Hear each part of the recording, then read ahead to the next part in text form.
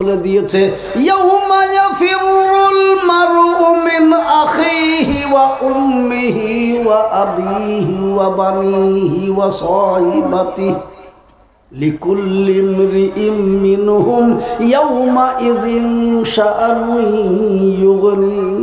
আল্লাহর হুকুম পেয়ে আমরা সবাই ছুটব ভাইয়ের কাছে, মায়ের কাছে, বাপের কাছে, বোনের কাছে, বেটির কাছে, বেটার কাছে, বিবির কাছে, যে বলবো মা গো তুমি আমার গর্ভধারিণী জননী, কত কষ্ট করে আমাকে দুনিয়াতে প্রসব করেছো, তুমি না খেয়ে আমাকে খাইয়েছো, শীতের রাত্রিতে এই ভিজা জায়গায় তুমি শুয়ে আমাকে শুকনো জায়গায় শুয়েছো, এইভাবে মানুষ করেছো, তোমার সেই কালিজার টুকরা নয়নের তারা সন্তান আজ বড় কষ্ট পাচ্ছে, মা গো আমাকে একটু সাহায্য করো, তুমি একটু সাহায্য করো।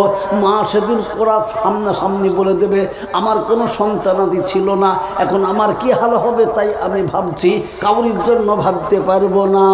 হটো হটো বাপের কাছে যাব, বাপও সেই একই কথা বলবে রে বাবা, ভাইয়ের কাছে যাব, ভাইও সেই একই কথা বলবে, বেটাদের কাছে যাব, বেটারাও একই কথা বলবে।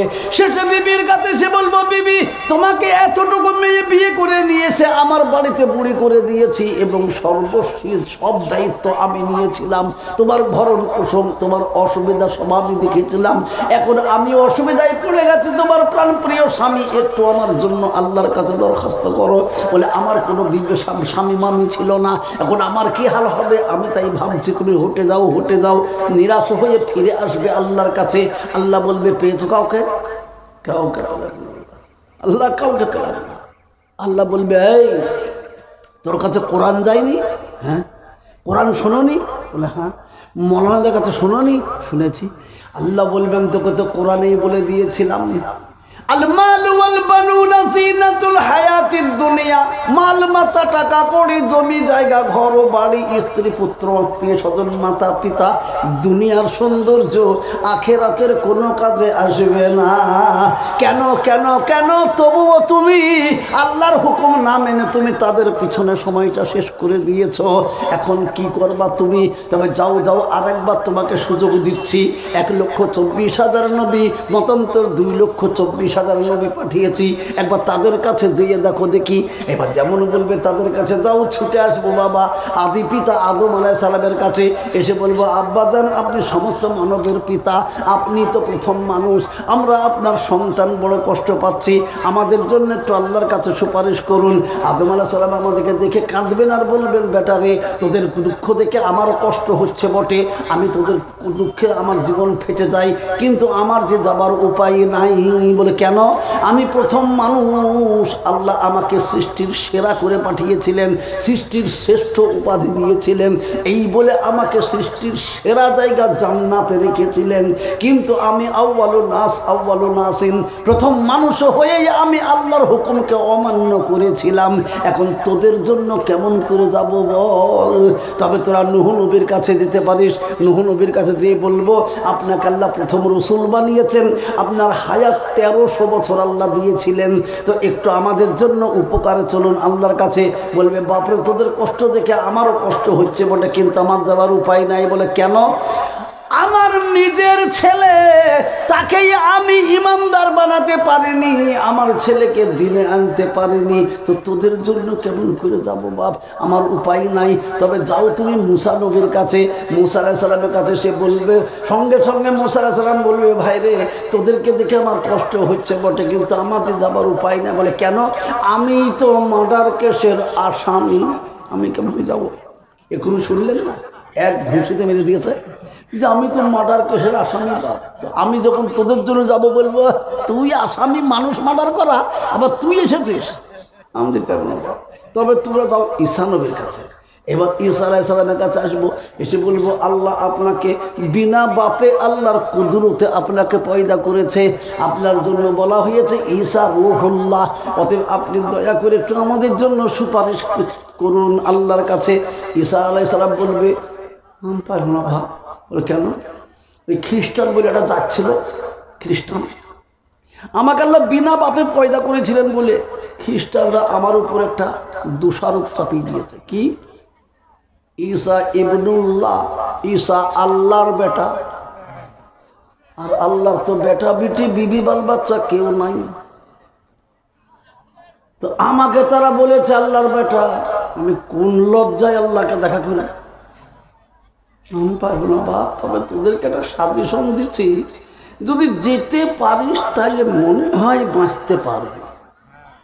কি বলে, যাকে পয়দা না করলে কুল কায়নাত পয়দা হতো না।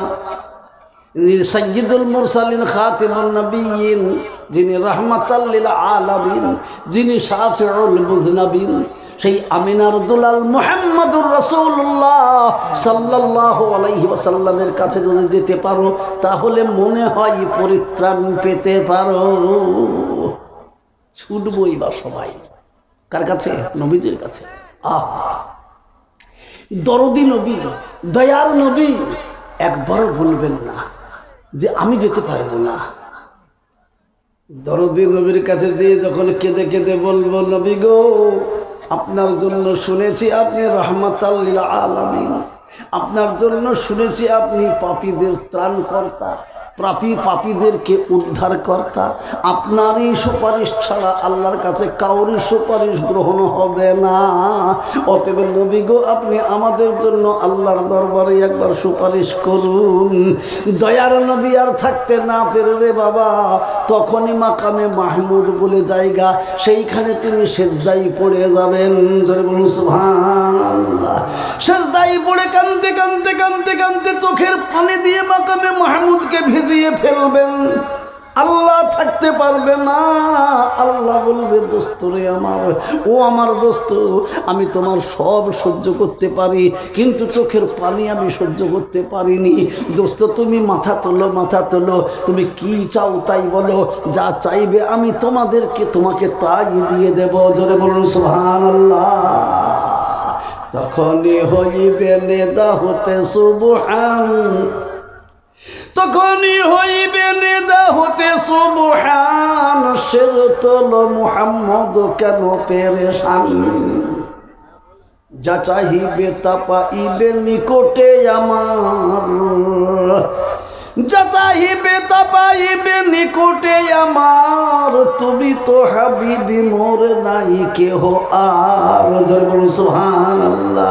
এবার আল্লাহর নবী মাথা তুলবেন, তুলে বলবেন, পরওয়ারদিগারে আলম, আমি আমার বেটি ফাতেমার জন্য আসিনি, আমার বিবি খাদিজার জন্য আসিনি, আমার মাতা পিতার জন্য আসি নাই, আমি এসেছি আমার পাপী তাপী গুনাহগার উম্মতরা আমার কাছে এসে কান্না শুরু করেছে, আমি সব সইতে পারি আল্লাহ, আমার উম্মত কান্না আমার সয় না, তাই উম্মতের জন্য তোমার কাছে এসেছি। আল্লাহ, আমার পাপী তাপী গুনাহগার উম্মতদেরকে তুমি ক্ষমা করে দিয়ে তাদেরকে তুমি জান্নাতি বানিয়ে দাও। জোরে বলুন সুবহানাল্লাহ। জোরে বলা যাবে সুবহানাল্লাহ। কেউ যখন দরদি হবে না তখন দরদি হবেন নবীজি। জোরে বলুন সুবহানাল্লাহ। ভাইরা আমার, বাবারা আমার, এইবার আল্লাহ পাক তাবারক ওয়া তাআলা বলবেন, দোস্তরে, তাহলে তোমার উম্মত কারা, তাদেরকে তুমি এবার ডাক দাও। তারা যদি তোমার ডাকে হাত তুলে সাড়া দেয় তাহলে তাদেরকে সঙ্গে করে নিয়ে তুমি জান্নাতে চলে যাও। ধরে বলুন সুবহানাল্লাহ। আল্লাহ পাকের নবী যখন এই কথা শোনালেন তখনই এবার বলছেন মা আয়েশা সিদ্দিকা রাদিয়াল্লাহু তাআলা আনহা, বলছেন, ইয়া রাসূলুল্লাহ, আদম থেকে নিয়ে আপনার কাছ পর্যন্ত 1,24,000 নবীদের সব উম্মত সেখানে থাকবে, তো আপনার উম্মত কারা তা চিনবেন কি করে? নবীজি এত সুন্দর উত্তর দিলেন বাপ। কি বলছেন? বলে, একটা ময়দানে যদি 1000 কালো রঙের ঘোড়া থাকে, তার মধ্যে একটা ঘোড়া যদি পাখরা থাকে, তাকে চিনতে দেরি হবে? পাখরা মানে বলুন তো, কপাল সাদা, পেট সাদা, পা সাদা, সব ঘোড়া কালো আর একটা ওই রকম, তাহলে বলুন সেইটাকে চিনতে দেরি হবে না? তো বলছে আয়েশা পাগলি, আমার যারা উম্মত হবে তারা কুররাম মুহাজ্জালিন হবে। কেন? আমার উম্মতের উপরে 5 ওয়াক্ত নামাজ ফরজ ছিল, আর এই নামাজ পড়ার জন্য ওযু করতে হতো, আর ওযু করতে গিয়ে ওযুর পানিতে যত জায়গা ধৌত করা হয়েছে, আর নামাজ পড়তে গিয়ে যত জায়গা সেজদাতে জমিনে ঠেকেছে, ওই সমস্ত জায়গাগুলো আল্লাহর নূরের তাজাল্লিতে এই রড লাইটের মতো ঝলমল করবে, আর আমি দেখে বুঝে নেব এটাই আমার উম্মত। বলুন সুবহানাল্লাহ। যারা বলুন সুবহানাল্লাহ। তো কি দেখে চিনবেন? আমাদের অজুর স্থানগুলো আল্লাহর নূর জ্বলবে, তাই দেখে নবী চিনবেন। তো আমরা অজু করব, তবে তো জ্বলবে নাকি? কারা আছে এখানে?